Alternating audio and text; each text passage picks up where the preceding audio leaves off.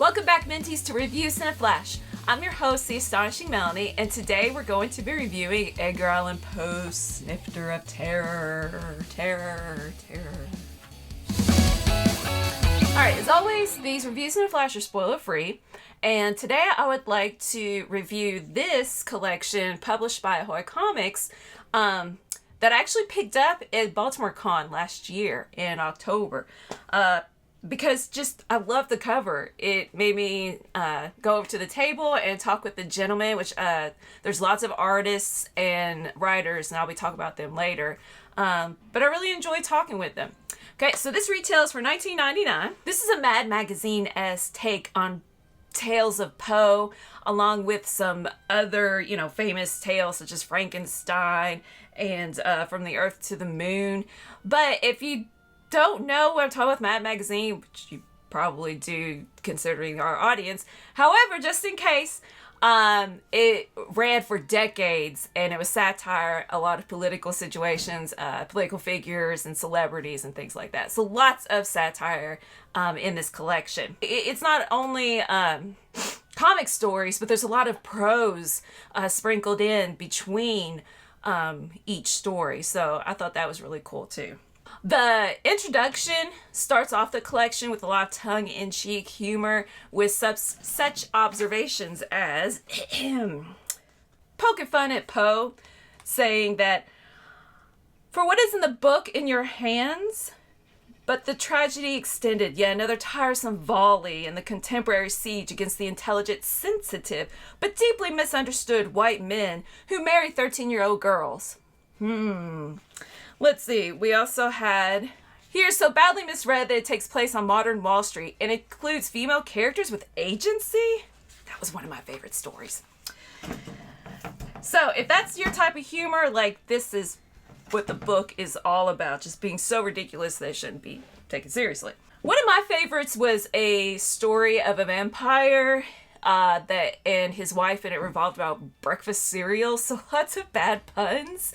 But it's just satisfying and a quirky little story. Another one of my favorites is a story that pokes fun at politics and that the gentlemen want to make America even greater.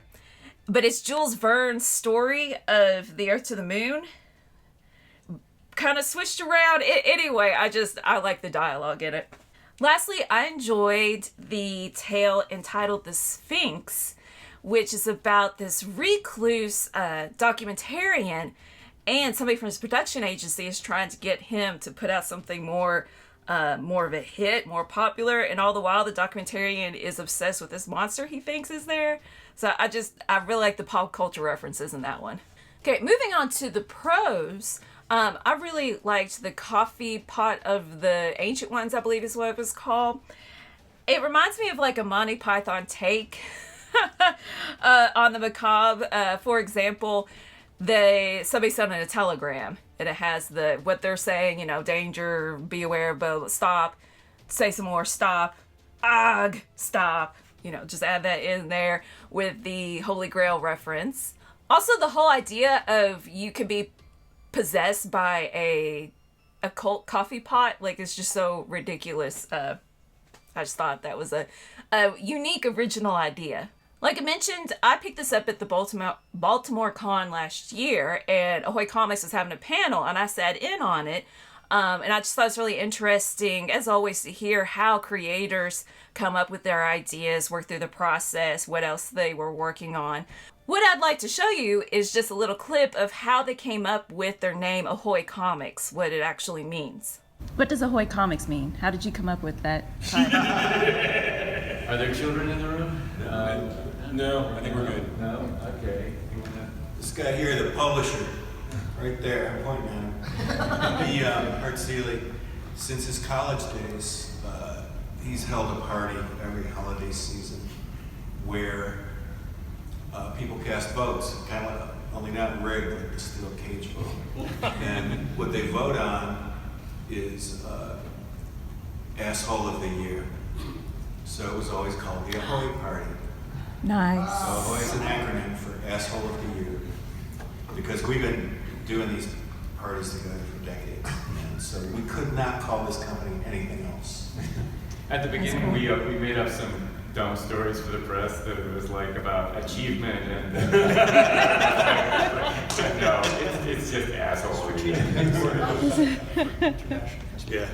Okay, so like I mentioned before, there are an array of writers in this collection. It collects issues 1 through 6 of Snifter of Terror. However, there's also a large array of artists. So let me show you a sneak peek of the art. You've seen the cover. Let's take a look at the back. Yeah, another parody of Jaws. Lots of these with Edgar Allan Poe. So just flipping through,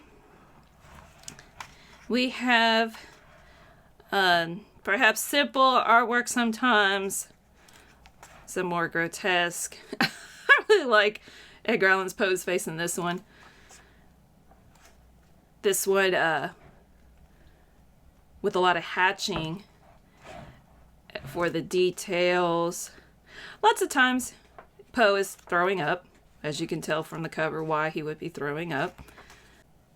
One of the things I liked is how Poe, is, as the narrator, talking to the audience, and in this example, just that he has this deadpan face, and he's being carried sideways, he still has no expression, a little bit of expression, but that's kind of a theme throughout this collection. As you can see, we've got some prose over here.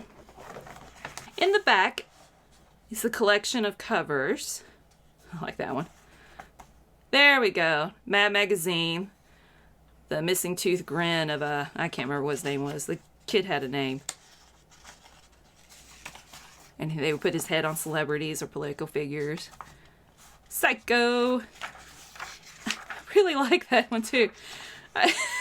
This one, it just makes me laugh. Now that we looked at the art, I'm going to give it my score of 4 out of 5. For the combination of the unique stories along with the artwork of so many different varieties. I think it's a great book to be reading right now because it's a heavy read. It's dense with the wonderful writing, right?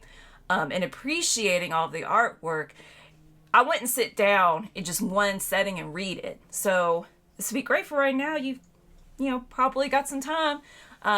You could work through it.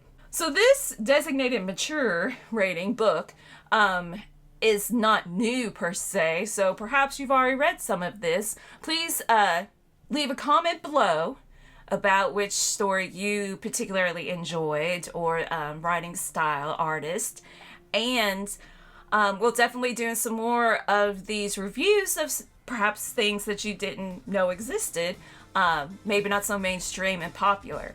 So as always, please hit that subscribe, that like button. Thank you to our Patreons, and thank you for just the wonderful audience we have, that we are a community. You leaving comments, talking to each other. I just think it's really great, so thank you.